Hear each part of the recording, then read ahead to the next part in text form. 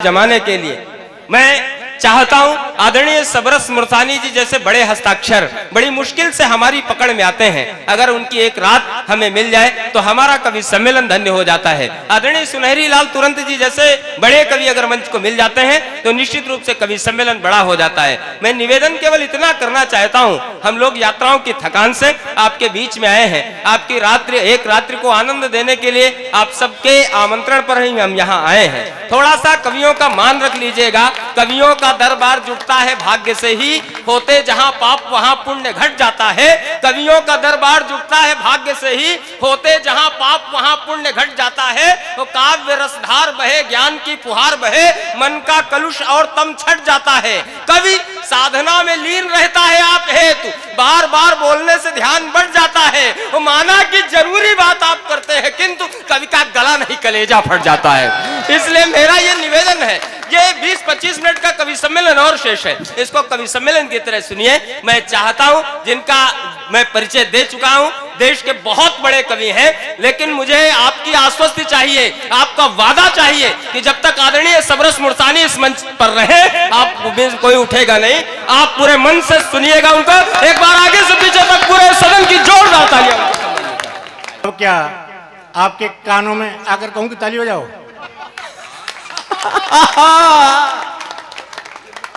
बहुत अच्छा लग रहा है, मुझे ऐसा लग रहा है ये धिमिश्री नहीं, पूरा हिंदुस्तान मेरे सामने बैठा हुआ है। सच में ये हिंदुस्तान का नक्शा, हिंदुस्तान की जनसंख्या, ये दूर दूर तक कारगिल की पहाड़ियां जैसे ये पूरा हिंदुस्तान, और ये लंका ये रावण संचालन कर रहा है। सीता जी सुबड़ंगा के पास बैठी हुई हैं, वो कुंभकर्ण हा कर रहा है मेरे पीछे, और मैं विभीषण फंस गया इनके बीच में आकर के। देखो मैं भीड़ का कवि हूं, सच बताता हूं, मैं 3 तरह के गीत गाता हूं, सुर के, असुर के, ससुर के। वाह, बहुत अच्छे भाई। देखो जो जा रहे हैं वो निकल जाएं, ऐसी कोई बात नहीं है। जो आया है उसे जाने से कोई नहीं रोक सकता, लेकिन जो हैं जल्दी जल्दी निकल जाएं। मैं भी ज्यादा खून नहीं पीऊंगा, जल्दी मैं भी अपना अंतिम संस्कार कर लूंगा। खींच खींच, अच्छी वाली खींच। बड़े भैया मनोज यादव जी सम्मान करते हुए तालियां तालियां बजाते रहो भैया। अरे संख्या वाली तो कम है, तालियों की गड़गड़ाहट कम नहीं होनी चाहिए। फोटो खींचना तो किस लिए आया यहाँ पर? बस, थैंक यू, वाह। अब जो मेरी फोटो तूने खींची है ना एक बड़ी वाली, उसकी इतनी बड़ी फोटो बनाना और अपने बेडरूम में लगा लेना जाके, क्योंकि तू सारी सारी रात घर से बाहर रहता है, घर में एक आदमी का रहना बहुत जरूरी है। अब मैं तो ये कह रहा हूं, कैमरा उसके भी पास होगा, वो कोई खास सीन खींच रहा होगा, कैमरा उसके भी पास होगा, वो कोई खास सीन खींच रहा होगा। तू मेरी फोटो यहां खींच रहा है, तेरे घर कोई और खींच रहा होगा। और खींचेगा, बहुत अच्छा है। वाह।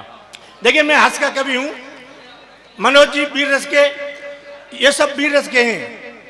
मैं वीर रस की कविता नहीं लिखता, क्योंकि सब टेंशन में आते हैं, यहां भी इन्हें टेंशन दो। लोग आते हैं हंसाने के लिए। एक बात बताऊं दादा, मैं जब पढ़ता था अपनी क्लास में, इतना होशियार था, हेड मास्टर ने क्लास में से मेरा नाम काट दिया कि तू इतना होशियार कैसे हो गया है। बचपन में मेरे पिताजी मुझे विद्यालय में जमा करने के लिए ले गए। हेड मास्टर से बोले इसे जमा कर लो। हेड मास्टर ने मेरी तरफ देखा और मेरे पिताजी से पूछा, अच्छा ये बताओ ये किसका बच्चा है? मेरे पिताजी बोले आपका ही है। अब मुझे बड़ी शर्म लगी, मैं अपने बाप का और मास्टर से कह रहे आपका। मैंने शर्म से नीचे को गर्दन कर ली। हेडमास्टर मुस्कुराया, मेरी तरफ देखा और मुझसे बोला, बताओ ये किसके पिताजी हैं? मैंने कहा आपके ही हैं। बहुत अच्छे। क्या अब मास्टर गुस्सा हो गया, ले जाओ, इसे मैं नहीं पढ़ा सकता, इसे तो कोई गधा ही पढ़ा सकता है। मेरे पिताजी बोले, इसीलिए तो मैं तुम्हारे पास में लेके आया हूं। बहुत अच्छे। अब तो हेडमास्टर और गुस्सा हो गया, तू साइंस जानता है? मैंने कहा जानता हूं। बोले बता। मास्टर ने मोमबत्ती जलाई, बता इस मोमबत्ती में प्रकाश कहां से आया? इस मोमबत्ती में प्रकाश कहां से आया? मैंने मोमबत्ती में फूंक मारी, बुझाई। मैं बोला बता कहां गया?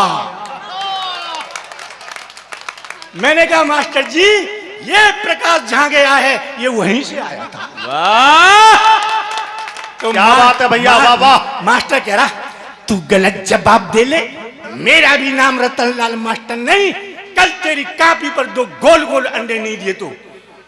अच्छा ये बता, हिंदुस्तान की जनसंख्या क्यों बढ़ रही है? हिंदुस्तान की जनसंख्या क्यों बढ़ रही है? मैंने कहा मास्टर जी, इसका तो तुम्हें ही पता होगा, क्योंकि तुम ही शादीशुदा हो। भाई हम तो बच्चे हैं, हमें क्या पता, तुम ही बता दो हिंदुस्तान की जनसंख्या क्यों बढ़ रही है। मास्टर बोला, सुन बेटा मैं बताऊं। मैंने कहा बताओ। सुन, इस हिंदुस्तान में 1 मिनट के अंदर एक महिला एक बच्चे को जन्म देती है, समझे? इस हिंदुस्तान में 1 मिनट के अंदर एक महिला एक बच्चे को जन्म देती है। मैंने पूछा मास्टर जी, वो कौन सी महिला है जो 1 मिनट में एक बच्चे को जन्म देती है? क्या उस महिला को मुझे दिखाओगे? मास्टर बोला, तेरी समझ में नहीं आ रहा है। तो मैंने कहा समझाओ। समझ बेटा, मेरा मतलब ये है, जितनी देर में तू अपनी एक सांस खींचता है उतनी देर में हिंदुस्तान में एक बच्चा पैदा हो जाता है। तो मैंने अपनी सांस रोक ली। मास्टर बोला क्या कर रहा है? मैंने कहा एक भी पैदा नहीं होने दूंगा। क्या बात है, वाह वाह, एक भी पैदा नहीं होने दूंगा। बहुत सुंदर। अब तभी दूसरा विद्यार्थी आया और दूसरा विद्यार्थी कर रहा। मास्टर बोला तू क्या कर रहा है कि जल्दी जल्दी गिन, मैंने कितने पैदा करके फेंक दिए। ओए मास्टर जी, मैं भारत को चीन बना रहा हूं। मास्टर बोला तू गलत जवाब दे ले, मेरा भी नाम रतनलाल मास्टर नहीं, कल तेरी कॉपी पर 2 गोल गोल अंडे नहीं दिए तो। अच्छा ये बता, जब हम मक्का भूनते हैं तो कढ़ाई में से मक्का के दाने क्यों उछलते हैं? मैंने कहा तू कढ़ाई में बैठकर देख तुझे अपना पता लग जाएगा। बहुत अच्छे। तू गलत जवाब दे ले, मेरा भी नाम रतनलाल मास्टर नहीं, कल तेरी कॉपी पर 2 गोल गोल अंडे नहीं दिए तो। अच्छा ये बता, महिलाएं अपनी मांग में सिंदूर क्यों भरती हैं? महिलाएं अपनी मांग में सिंदूर क्यों भरती हैं? मैंने कहा मास्टर जी, इसलिए भरती हैं लोगों को पता लग जाए इस प्लॉट की रजिस्ट्री हो चुकी है। अब मास्टर बोला तू मुर्गा बन, तू मुर्गा बन, और मुझे मुर्गा बना दिया। एक डंडा मारा और बोला बता तू कौन है? मैंने कहा मैं हूं मुर्गा। कौन? मैंने कहा मुर्गा। बता मैं कौन हूं? मैंने कहा तू मुर्गी। मास्टर बोला तेरे पास क्या प्रमाण है कि मैं मुर्गी हूं? मैंने कहा कल तू मेरी कॉपी पर 2 गोल गोल अंडे देगा। क्या बात है, वाह वाह। देखो मैं ताली बजाने के लिए नहीं कहता हूं, मैं दिल्ली में गया था, ताली बजाने के लिए कहा, सभी श्रोताओं ने हाथ उठाए, 2000 श्रोताओं ने, 80 श्रोताओं की यहां से उधड़ गई। मैं किसी का नुकसान क्यों कराऊं? मैंने तो ताली बजाने का एक कोड वर्ड बना रखा है। जब मैं ऐसे करूं समझ लो ताली बजानी है आपको। एक बार रिहर्सल करें। भाई वाह, ये मोहल्ला बहुत अच्छा है, ये पाकिस्तान जैसा लग रहा है। अच्छे श्रोता होते हैं तो मन करता है सच में।